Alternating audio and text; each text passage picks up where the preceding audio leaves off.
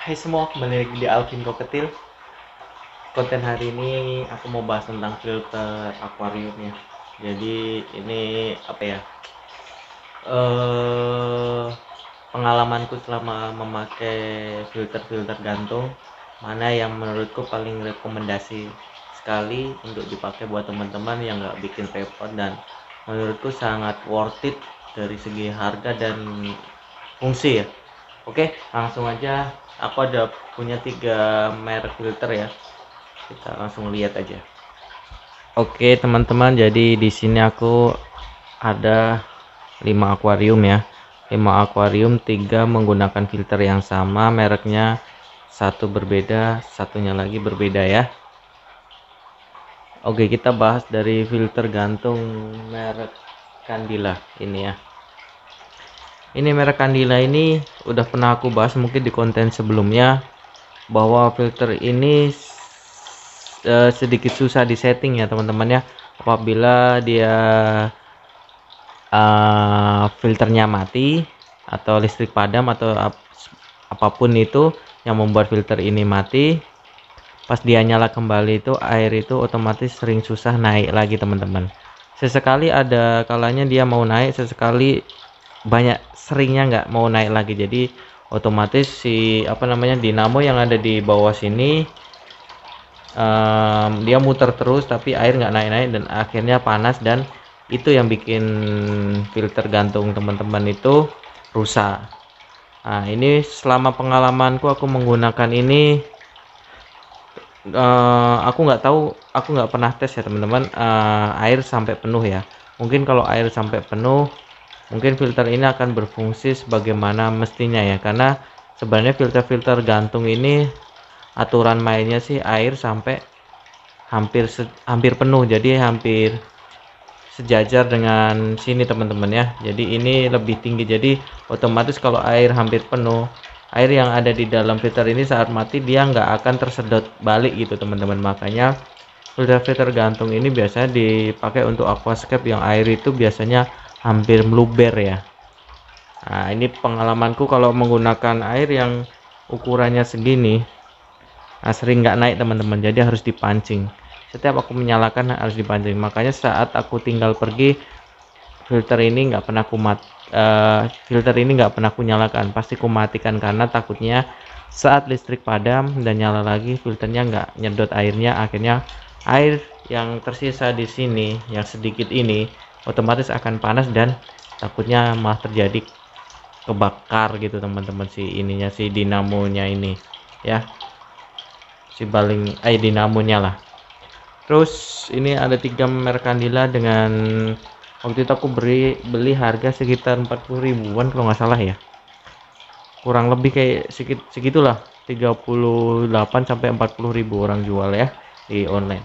Terus ada merek ini yang agak bagus teman-teman, Sakai Pro.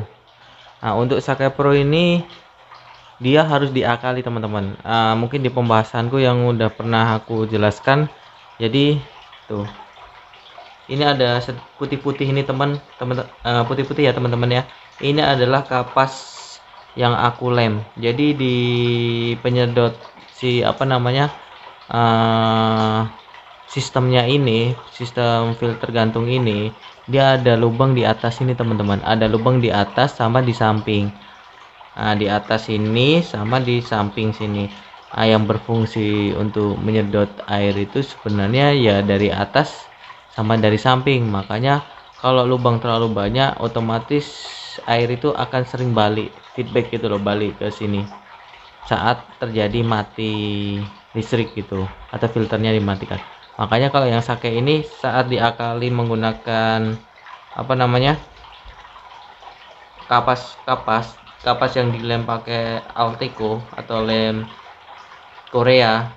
Nah, jadi lubang itu hanya ada dari samping dan ini langsung bisa berfungsi teman-teman. Jadi saat dimatikan air itu nggak balik semua teman-teman, kembali ke dalam akuarium. Jadi di sini tetap ada sisa air sehingga saat filter dinyalakan lagi otomatis akan berfungsi dengan baik tanpa harus dipancing-pancing gitu teman-teman. Nah, ini Harga kalau nggak salah ya, ini harganya lumayan mahal. Kalau yang merek Sake ini sekitar 65.000.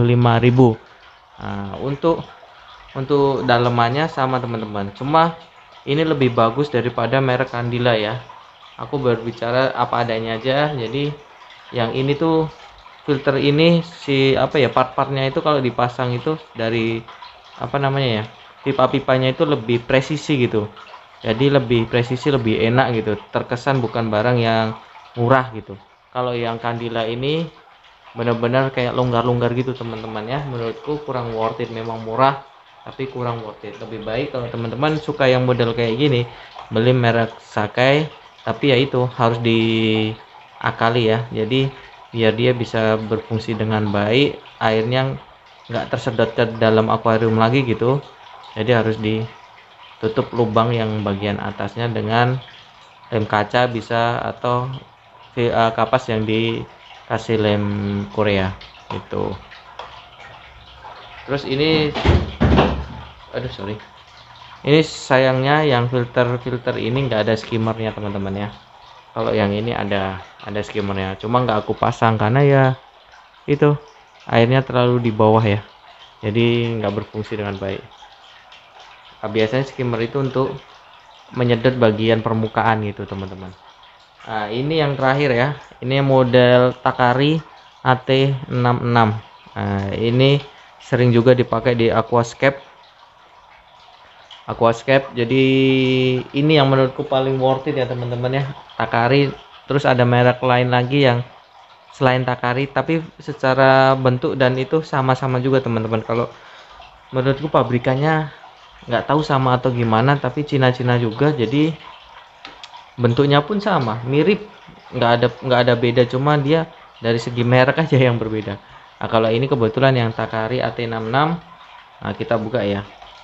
Dia penempatan kapas filter itu ada banyak teman-teman ya. Ini aku pakein di bagian depannya sama belakangnya, sama ini tuh ada refillnya yang ini, kapas ini. Nah, ini di dalamnya ada kapasnya juga tipis, terus ada kayak batu-batu arang, itu bawaannya dia ya. Aku nggak tahu, dia mirip-mirip kayak batu arang gitu, nggak tahu namanya apa ya, kayak apa ya namanya ya. Mungkin yang tahu komen aja teman-teman di kolom komentar, aku nggak tahu namanya. Dia seperti arang-arang gitu, batang-batang arang kecil-kecil gitu.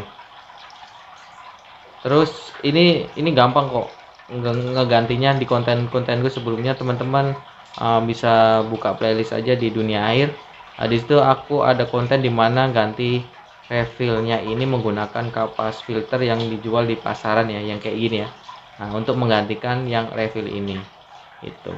Terus ini kelebihannya slim ya, tuh slim, terus bisa dikasih rumah bakteri tentunya yang kecil-kecil, dan bisa dikasih, pokoknya bisa dikasih rumah bakteri dan sebagainya lah dengan kapasitas yang kecil. Kalau aku kenapa nggak dikasih rumah bakteri, karena aku ini akuarium pakai substrat pasir Malang teman-teman. Jadi di pasir Malang ini banyak pori-pori yang bisa dijadikan rumah bakteri, jadi nggak perlu memakai rumah bakteri lagi. Tapi kalau mau dipakai rumah bakteri di bawah ini atau karang jahe, itu sangat bisa sekali, karena di sini banyak space yang sangat kosong di bagian depan ini. Terus kedua, filter ini lebih worth it lagi. Kenapa aku bilang? Karena alirannya bisa di setel. Semua filter sebenarnya bisa di setel, tapi paling enak yang nyetel untuk ini ya. Setelannya gampang di sini nih, diputar-putar knopnya. Terus yang paling enaknya lagi, saat terjadi listrik padam atau kita baru pertama kali menyalakan air, nggak perlu dikasih air di sininya teman-teman, karena si pompanya ada di, atau dinamonya ada di dalam. Jadi sistemnya sistem celup gitu, seperti halnya dengan pompa air yang ada dijual pada umumnya ya. Jadi sama, harus direndam. Jadi nggak terendam, karena kalau nggak terendam bisa berakibat si pompanya ini atau dinamonya akan terbakar atau panas gitu teman-teman. Ada orang yang bilang, bang, kalau dinamonya di dalam air bisa bikin suhu di air itu meningkat bang, daripada filter-filter yang gantung seperti itu yang dinamonya ada di luar. Kalau menurutku nggak akan signifikan ya teman-temannya suhunya, karena ini aku piara Cana Aoranti ini terkenal dia itu di suhu yang dingin ya. Ini aman-aman aja, dan suhunya sih aku pegang masih dingin-dingin aja teman-teman, nggak ada yang berubah jadi lebih hangat, karena aku cek juga, karena di sini aku punya alat ya mengukur suhu air, semuanya ada dan suhunya normal-normal aja ya. Jadi kalau suhu di ruanganku 30 derajat ya, suhu di air biasanya di bawah sedikit gitu. Biasanya ya 1 derajat di bawahnya gitu, tipis-tipis lah. Biasanya suhu air sama suhu ruangan itu beda-beda tipis ya. Biasanya kalau memang ada perubahan ya harusnya lebih panas gitu, lebih hangat kayak kita pakai heater gitu. Tapi setelah aku pakai nggak ada masalah gitu teman-teman ya. Terus menurutku lebih, memang akan lebih memakan tempat yang bagian dalam, karena pompanya ada di dalam, tapi nggak menutup kemungkinan memperburuk keindahan sih. Tetap bagus gitu, karena aku menggunakan background hitam, dan si adaptornya itu, dinamo airnya berwarna abu-abu ya, tapi ada juga yang berwarna hitam sih sebenarnya, cuma aku dapatnya yang abu-abu. Mungkin teman-teman kalau beli bisa request lah sama si penjualnya gitu.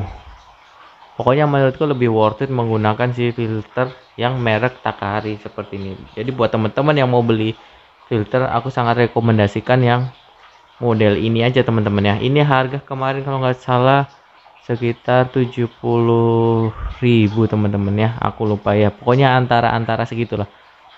Dia beda tipis dengan filter yang Sakai ya teman-teman. Ini ada yang mahal juga teman-teman, di harga-harga 90 dan 100 lebih ada, tergantung dari kapasitas si sedotannya, kekuatan penyedotannya, terus besar si ininya, apa namanya ini ya, tempat kapas filternya. Ada yang dia sampai 4 layer, kalau ini kan cuma 2 layer, ada yang sampai 4 layer. Nah, biasanya jadi semakin mahal. Kalau aku dengan ukuran akuarium 60 30 30 seperti ini, menggunakan ini cukup. Atau akuarium 40 30 30 atau 50 30 30 menggunakan filter ini sangat cukup. Tapi untuk penggunaan maksimal ditaruh di bagian tengah-tengah ya, jangan di ujung sini, tapi di tengah-tengah. Ini tuh udah terlihat kotor tuh, dan air selalu jernih teman-teman, karena aku menggunakan substrat juga. Jadi kadang kotoran itu sebagian ada yang mengendap, sebagian banyak yang terangkat juga. Jadi saat si ikan bergerak, otomatis kadang di substrat itu sering terangkat juga.